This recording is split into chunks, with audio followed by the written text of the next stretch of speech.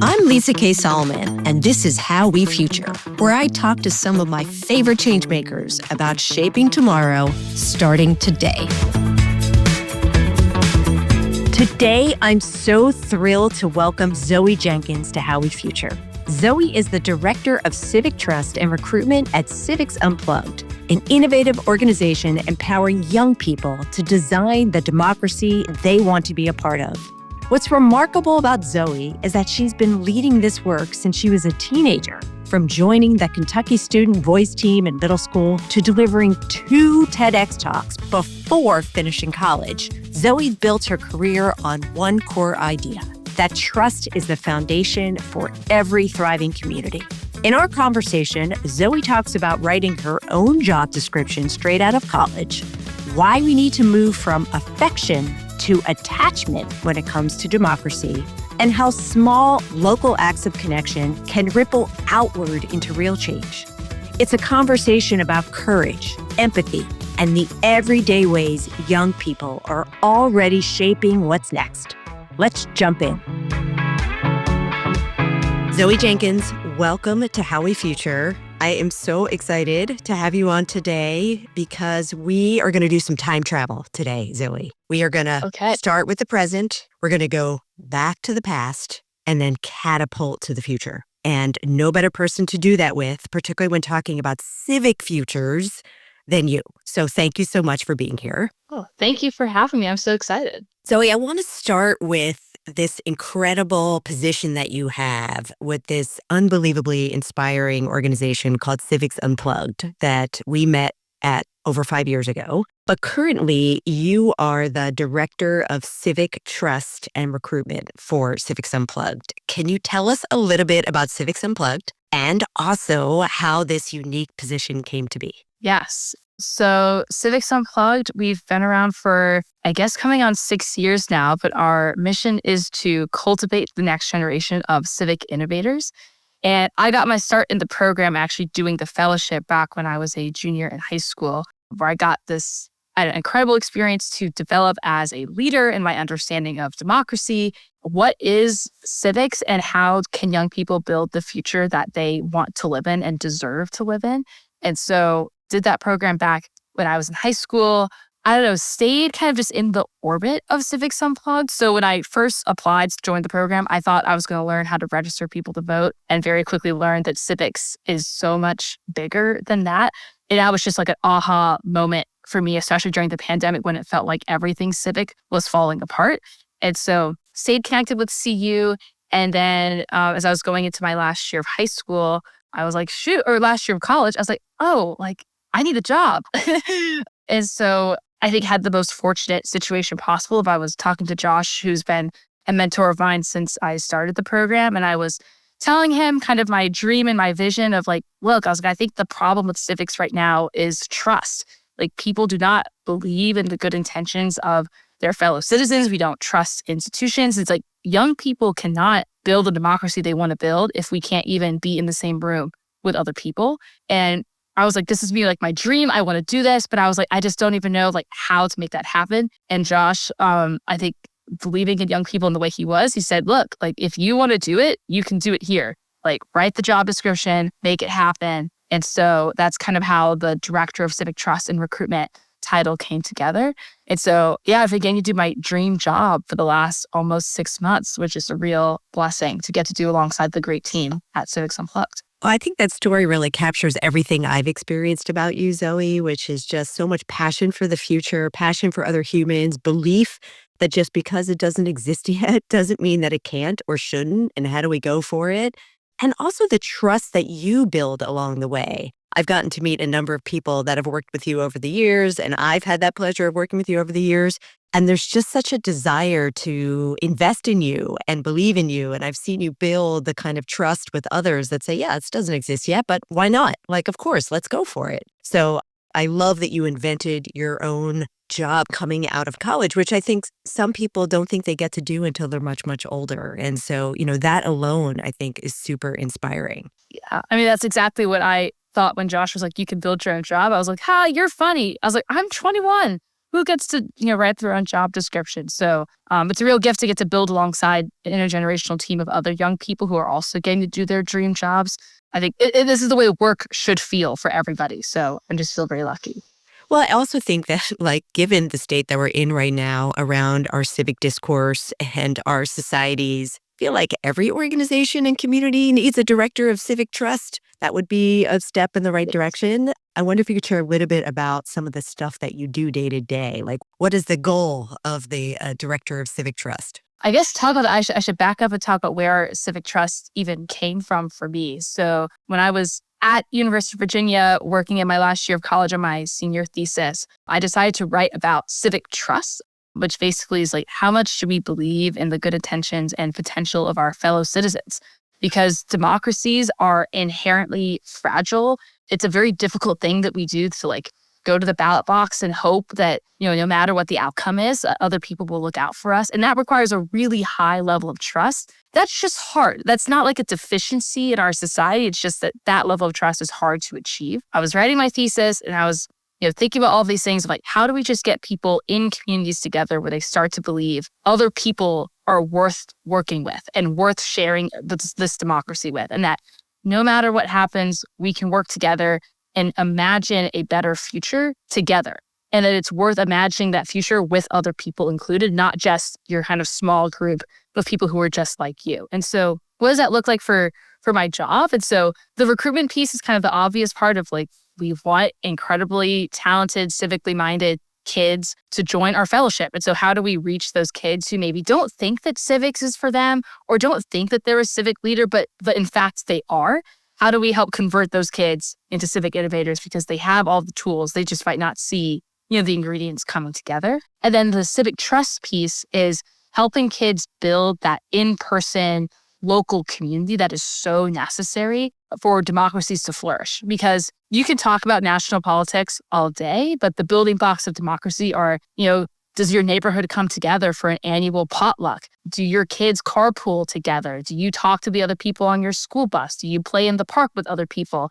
And so just how do you build that level of community that then can be supercharged into civic innovation when the time is right? I love that, focusing on the local, like the hyper local. And we're going to talk a little bit about your orientation from your roots of working in Kentucky and really being an advocate of that, even before high school. I have been so impressed about Civics Unplugged. I wonder if we could just take a moment to talk about the organization in and of itself. You mentioned it was started 6 years ago. I learned about it during the pandemic. And one thing that struck me about it was how it talked about the future and how it talked about the role that young people had in the future. And then alongside of that, the business model it had in thinking about the future around literally investing in young people. It struck me from the very beginning that this was not adults telling young people, eat your beets and get involved in civics and go vote. It was something totally different. And I wonder if you could just share a little bit about the roots of Civics Unplugged and some of the things that makes it so unique. Yeah. I mean, I think, Lisa, you just captured all of it. Is that I think something I really admire about Civics Unplugged is that we really walk the walk in terms of we want young people to build the future. So young people are going to build the future. And I think that's been reflected in, back in the early days when I was in the fellowship, having a steering committee of young people, so high school students deciding which of their fellows were going to get funding for projects. So I was with a group of 4 other kids and we were deciding, okay, we have a $10,000 budget. Which youth civic projects are going to get funded and why are we picking these projects over other projects? And that invitation to have direct feedback on lessons and direct contact with the team, I think something I've always really enjoyed about our learning model at CU is just how deeply flat the hierarchical structure is. So I was 16 and able to message the chief program officer on Slack and say, hey, I have questions about this, that, and the other. And at any other learning institution, that's completely unheard of. You have to, go through all of these levels of bureaucracy. And I think at CU, because we flatten everything and you're supposed to connect with adults directly and there's no waiting your turn to make change. We were inviting you to do that right now. And so that was just kind of my early experience, which felt different from school, felt different from kind of any other learning experience I had had. And to your point about investment, I think that's something else I've always really appreciated is that there are often so many barriers for young people to get funding. There's all this where are your parents? Is someone 18? do you have an official nonprofit?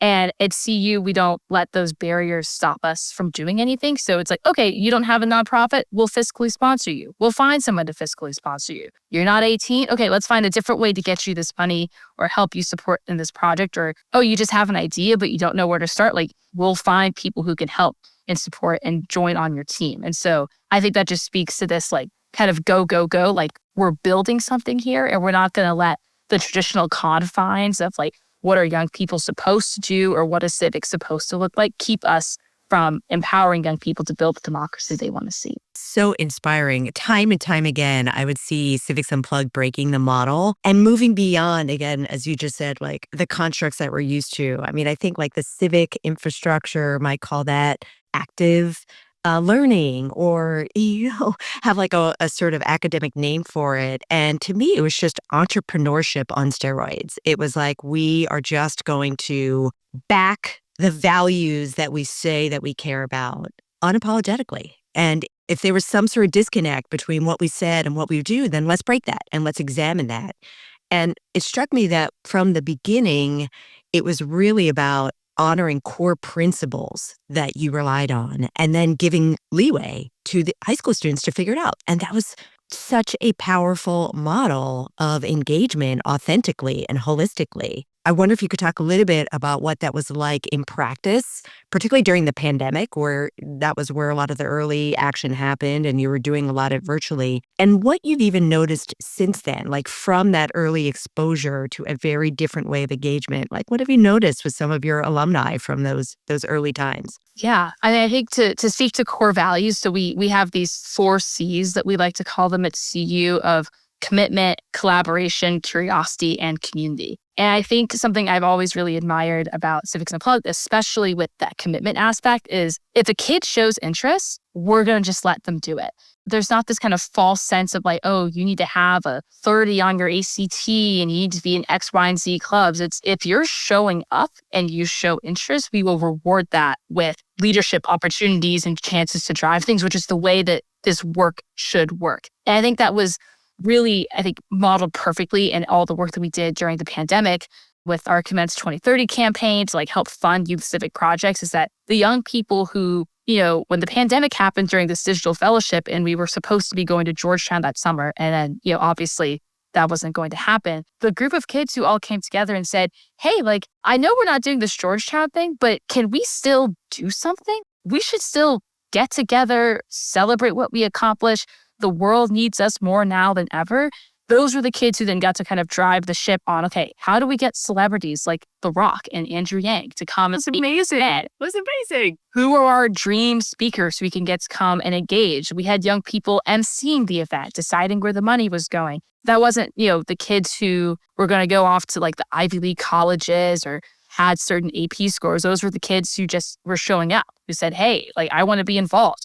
Here are my talents. How can I engage? And so I think that really is emblematic of kind of just how we operate. And you can, I think, see it even now with our alums of just that level of agency of we don't have something I think I'm really proud of a lot of our alums is they're not afraid to ask some of the questions that need to be asked about why are things working this way.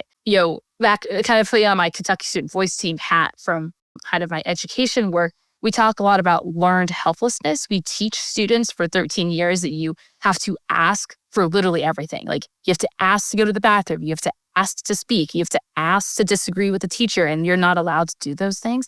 And at Civics Unplugged, we're trying to break that. And I love watching our kids challenge us. Like we gather all of our kids in the summer for our Civic Innovation Academies.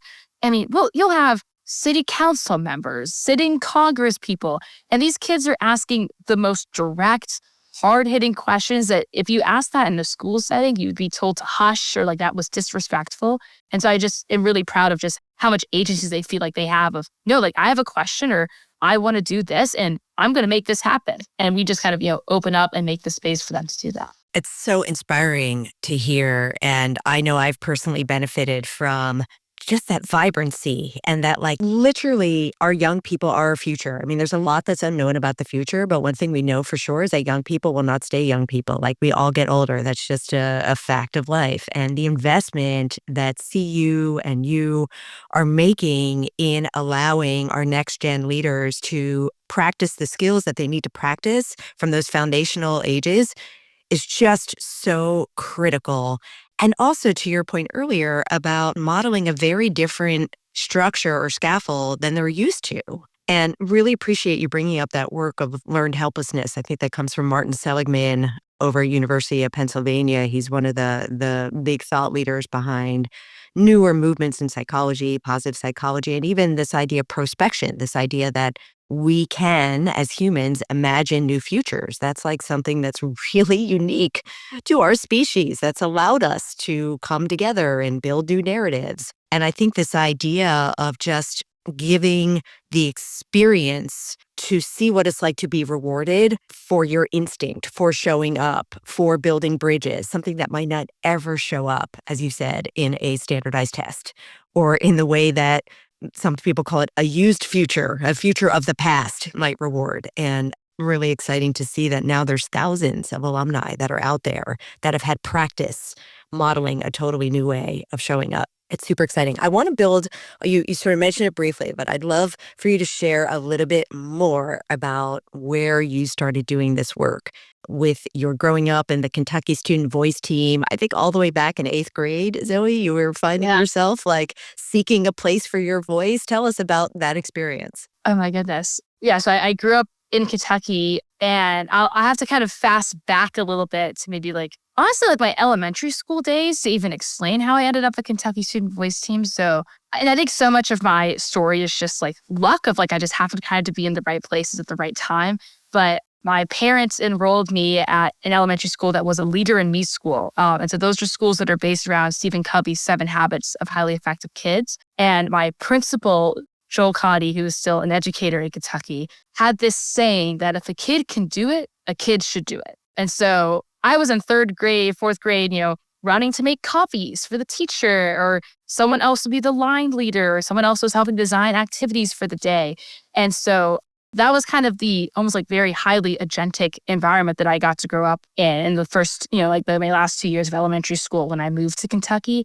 And then I moved into a middle school that was kind of the exact opposite environment. So this was a middle school that was in one of the lowest income neighborhoods in my school district. And the way that they managed the school is that, so you had the school of the kids who were districted there, and then they would bus in the gifted kids from the other side of town. And so even though I looked like the kids who were in that school, I was not taking any classes with them. I was in the gifted program. I didn't interact with them, which I think gave me this very weird sense of I both did not belong in the classes I was in, but I also didn't belong with the student body. And so I was just having a really difficult time in middle schools. I mean, I think middle schoolers do, but I think I was trying to grapple with these questions of like, why am I getting these like better educational experiences, but also these people in my classes don't think I deserve to be here and are asking why I'm here or assume that I'm not like the right fit because of my background. And then Kentucky Student Voice team actually came and did a workshop about school climate. And so this is a group of other middle and high school students talking about like, what are the vibes of your school and how does school climate affect academic performance? And it was just the light bulb moment of, this is what's wrong with my middle school. The problem here is school climate. I'm like, there are kids who are distributed to this school, feel like they're being underinvested in and not being cared about. And that is reflected in how they perform academically. It's not because they're not capable, but they're watching kids being bused from the other side of town get more resources, get more love poured into them, and not getting that same love poured into themselves. And so saw these students and I was like, hey, like this is awesome. I should try to get involved. And so I went to my first monthly general meeting, maybe 2 or 3 months after that, and have been involved with Kentucky Student Voice team ever since. And so it just was this incredible kind of watershed moment. And I think the moment for me that really unlocked it was that my first time doing a workshop with them. So I was kind of like an apprentice. So like high school students were leading the workshop, but I was just kind of there to watch them do the presentation. And we were leaving this high school classroom and one of the kids pulled me aside and was like, hey, like, what high school are you going to? And I was like, oh, so I was like, I'm actually not going to this high school. Like I'm districted for a different high school. So I'm going to be going to the one on the other side of town. And he said, I'm so grateful because he was like, you seem so talented. If you came here, I don't think you would amount to anything. Whoa. For a 16-year-old to have that level of awareness of, I do not have opportunities because I went to this school and I want you to go somewhere else. I think for me is like the constant motivation in this work of how do we help young people feel like they do have a control over what their future looks like and that you have a say and that you have potential and that that potential will be nourished no matter what your socioeconomic background is. And so that's kind of the work that fueled me in everything I do at Kentucky Student Voice Team, especially our storytelling work, which I helped to lead a lot in high school. Oh my gosh, Zoe, thank you so much for sharing that. Wow, so many vivid moments. First of all, I want to go back and meet your elementary principal and thank him for that philosophy, which I don't think a lot of elementary principals in particular share. And what's interesting, you're making me realize, like, I have memories from elementary school, but like, I can't tell you, maybe 3 things from the last 10 years, except for, of course, our work together. But, the point is like the imprint that can have and love and did not even realize that there were elementary schools that were based on Stephen Covey's 7 Habits of Highly Effective People. My mother was a chief learning officer and would give me those kinds of books very early on too. So I think we share that of like having proponents. And I know you've talked in the past about like what a support your family has been in allowing you to explore these opportunities. And just that story reminds me of even my motivation for doing this podcast and why I think design and futures work should be made more available to more people. And one of the core models of Stephen Covey is those 3 levels of where you can have influence, this sort of smaller circle of control, which I think the way you were describing a lot of our systems focus on, like what can you control and not control, and like learning that there's too much out of your control, why even bother? That second circle around sort of circle of influence, like where might you be able to sort of make a choice that might have larger influence? And that larger one of concern, which is like things that are happening around us, but we can't really influence. We end up spending a lot of our energy in the concern, particularly in these challenging times like this. And it robs us of our agency to think systematically about where we can control or where we can influence. And one of the things that I'm really passionate about is using principles, practices of design and futures and stories like yours and learning from people like you and alumni at CU to expand, to have outsized impact, to learn actually when you look beyond the things that you're told you could control to explore what you can influence, you can actually have a more positive impact on the things that are of concern, like some of those broader issues you're talking about around how do we make education more accessible? How do we flatten the opportunities for more people? And you're just a living embodiment of that. So I guess I'm grateful to know more of that backstory about, the differences of what you experienced in elementary school, that middle school experience that led to these opportunities that you say you're lucky for, Zoe, but I think that you created some of that luck. Oh, I appreciate that. That's what other people tell me too every time I say that. Yeah, well, okay, I want to talk about that because what you have experienced and what you've had the opportunity to do is just truly extraordinary. So we've talked a little bit about your CE work, but you did a TEDx talk, well, I think while you were still in high school. So that's an extraordinary opportunity to, again, use your influence to have outsized impact. Can you talk a little bit about that experience? Yeah. So I actually had the chance to do 2 TEDx talks while I was in high school. Amazing. And we will put links to those, of course, in the show notes. Yes, but the first one kind of came through Kentucky Student Voice Team Connections. And that was a chance, I think, just for me to kind of talk about my story of like coming into my own sense of agency, which I think kind of, Lisa, what you were saying earlier, of like, I'm very fortunate to come from a family where my parents definitely had the mindset of, oh, you're worried about blank? You should do something about that. Like, oh, you think someone else should do this? Like, why don't you do it? I think they heavily pushed me of, you have to build the world that you want to see. And it's better to die trying than to not have tried at all. And so I think that message was a lot of what kind of came out in the first TED Talk. The second one, which was kind of in the peak of COVID, I think was really what actually was kind of the starting point of the civic trust train. So I think that's where I started to think more critically about empathy. And it's like, is that a basis of a lot of where we are right now? It's just not being able to get into other people's shoes, understand why people are the way they are, or at least just take the time to slow down and try to appreciate that my reality isn't your reality. And that's okay. That's just part of the complexity of the human experience. Like our lives are going to be different, and accepting that humility in that. And so that was actually like a random kind of out of the blue email that I got that I think was related to my work with Kentucky Student Voice Team and with Civics Unplugged. And it was just a great opportunity to talk more about, I think, the great work that young people are doing to kind of push us forward in terms of our lives are not the only lives that matter. And so how do we open up our sphere of understanding to think about how do we imagine futures, to use your language, right, of with other people in mind. It's not just me and my life and my career, it's our life, our community, and our shared future together. That stance that you have around welcoming others, trying to be curious about others, inviting others to build with you is something that I think is so critical in a time where it feels like we have forces that are trying to split us apart and trying to make us smaller and trying to siphon off whether it's our attention or what we feel like we're capable of. And it's so impressive, Zoë, and it's so inspiring. And I feel like every time I see something that you're posting on LinkedIn, it's like a new alliance, a new opportunity, a new connection. I wonder if you could share a little bit more about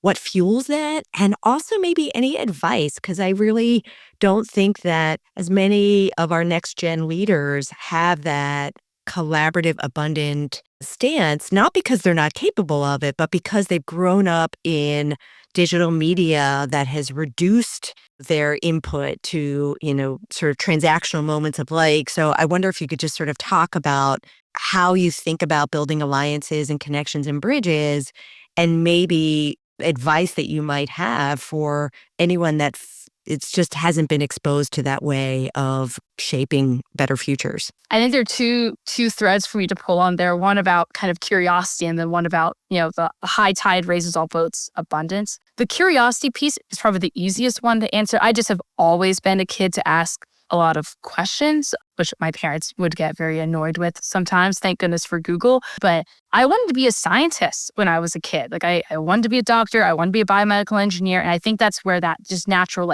let's ask questions and experiment and try things, that aptitude came from.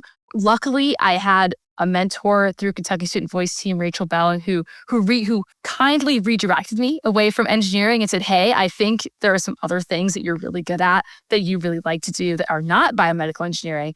And so you can thank her that I'm even in the space that I'm in. I think that abundance piece, though, I have to credit that, I think, with my grandparents, honestly. So my mom's parents, they were part of the Great Migration. So, fled the South in the 1960s to try to start a better life for themselves and their family. And they started a trash business right outside of DC that went on for 50 years that my grandma was only able to get the loan for because she was a vet. And so because she had served in Vietnam, you can't discriminate against veterans. And so she was able to get a loan at a time when a lot of Black people weren't able to do that.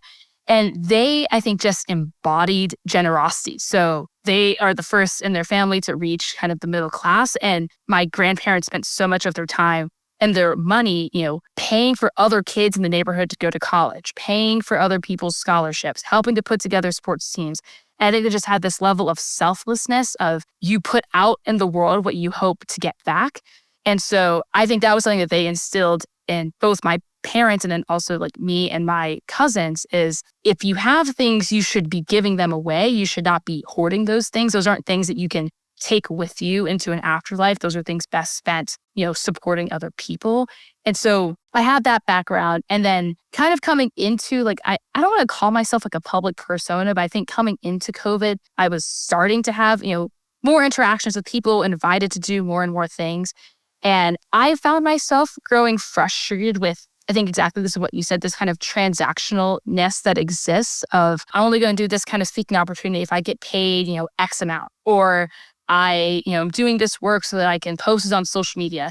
And I don't know who said this to me, but someone made a remark of, there's a spectrum of posting things on social media, getting invited to speak places, and doing the work. And where you fall on that spectrum is your choice. And I think I knew for me, it was more important to be doing the work.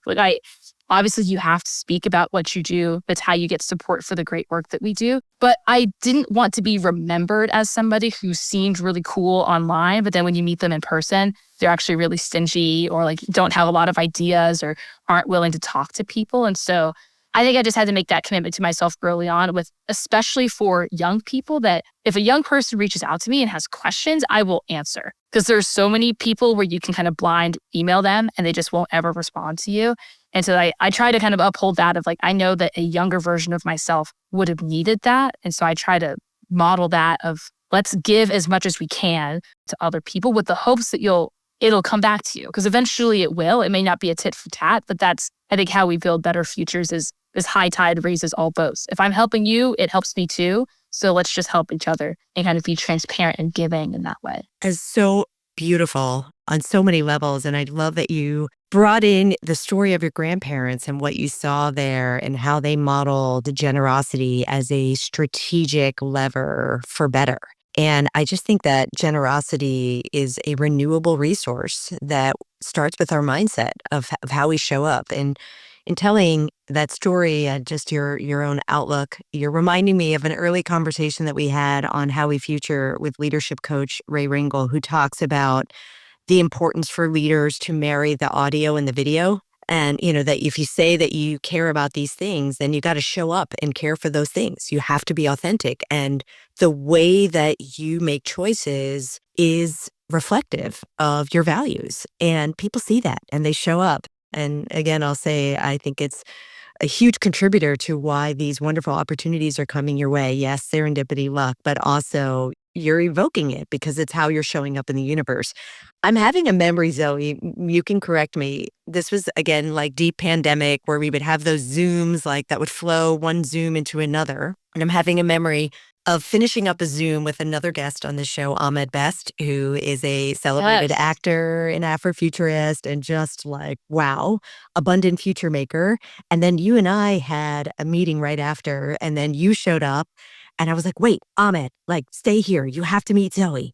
And this like beautiful exchange happened. And then I know my memory's a little fuzzy for those times, but like, didn't that end up in you and emceeing like a Nobel Peace Prize gathering? Yes. Like, remind me of what happened then. Yes, that is one of my favorite, I think, serendipitous moments of like, you put the time into building strong relationships so that you can be invited to meet the right people. And so, yeah, I think meeting Ahmed and Lonnie was like one of the best. I was like, wow, these people are just amazing. And I think that we got on that call and he was like, hey, we need somebody to like help MC this event in like maybe like 2 or 3 weeks. Like it was a pretty quick turnaround for the Nobel Prize Summit. And it was just a wonderful opportunity to learn from other people, to do an event at that scale. Because I think that's just like good experience to have. And just to see Ahmed in his element, because that is just that he is so good, so good at like that exact thing. And so it was a real gift just to be like in that environment, especially as a young person, because there weren't a lot of young people invited to be there. And so just getting to like add that perspective was incredible. So thank you. Thank you for making that possible. Oh, it was so fun. It's one of these things where it's like, oh, this is running late, but how can we turn this into an opportunity? And that I remember was one of the things I used to do a lot because, of course, the pandemic robbed us of those spontaneous like water cooler moments where you just bump into someone, but it actually gave us a whole new way of potentially having them when you would have meetings that would overlap. And I remember like a waiting room would come up and be like, wait a minute, these people need to know each other anyway. So I'd be like, okay, Amin, hold on. Bring it in, Zoe. Don't go anywhere. You need to meet each other. Let's go. You give enough context. And the two of you are two of the most vibrant, generous people I know. And I just love that like magic happened. And that's, I think so much of it is like in this time of tumult and challenge and so much feels out of our control. There's actually so much that's in our control. How we show up for others. Do we do it with curiosity and empathy?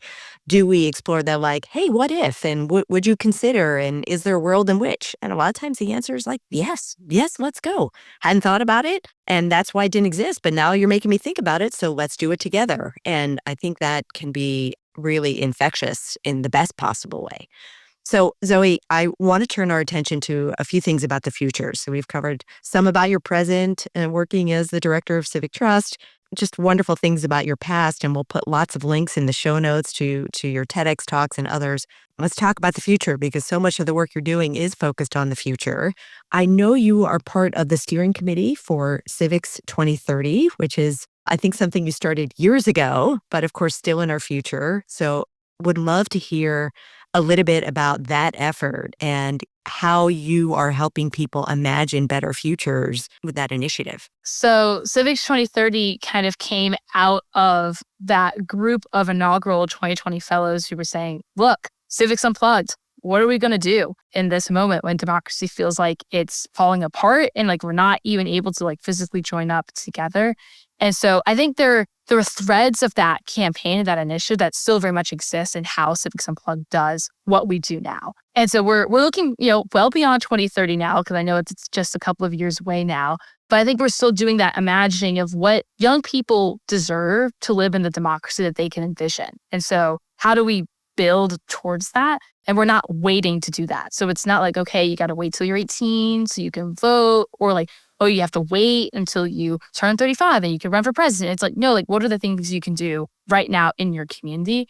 I think that's how, at least at Civics Unplugged, we're thinking about the future is like, the future is now. We don't have to wait. We're not like building something to like pilot it and then launch it like 20 years from now. It's how do we just embody the spirit of the democracy that we want to live in? And that's a lot of, I think, what's been on my mind. And in that conversation we just had about building trust and showing up, I think that's part of it is I want to see a future where we have stronger civic trust. And so I try to model that of like, how do I want strangers to interact with me in public? How do I want other people to show up for me?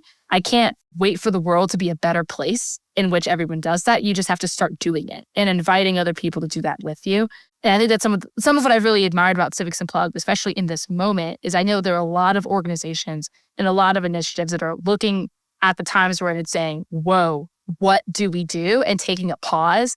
And Civics Unplugged, we were like, no, we have these 4 C's. We have these values. We know that what we do works.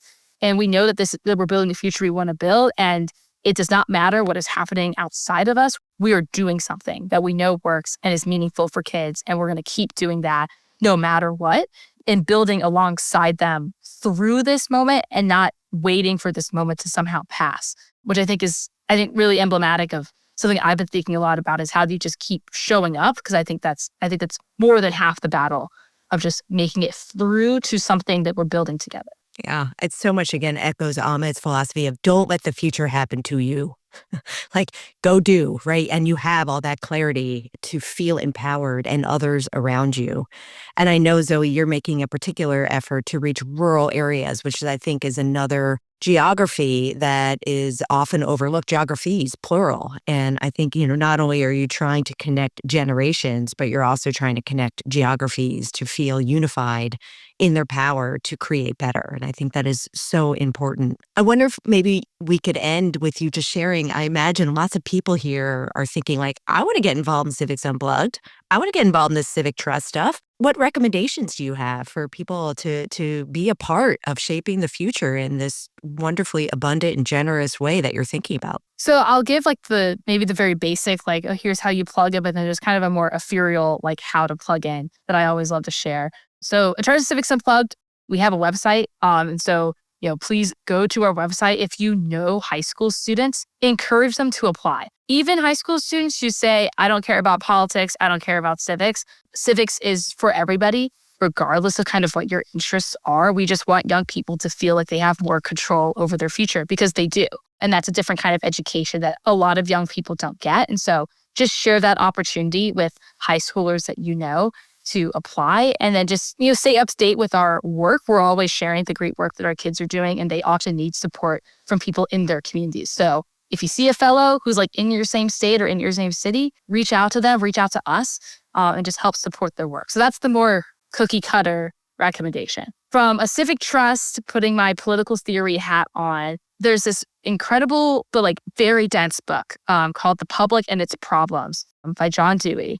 And he talks about this idea of attachment versus affection. And I think it does a really good job of capturing kind of the moment that we're in. So affection is like, I don't know, like think back to high school when you had a crush on somebody, like those intense emotional, like a positive emotional feelings that you have that draw you towards other people. There's a place and a time for that, but democracies cannot run on affection. What we need right now is attachment of this like long-standing, like that's like the love that you have for like that family member that's very difficult to talk to, but that love is constant. This is a moment when we need attachment. And I think we we have floated for a long time in our democracy on affection of, oh, we love this country, or we love this particular president, or we love this person. And we are definitely in a time right now where affection is not enough. And because we have not spent the time building that attachment, I think that's why we're seeing some of the really disheartening things that we're seeing of people saying, oh, I want to leave the United States, or I don't believe in democracy anymore.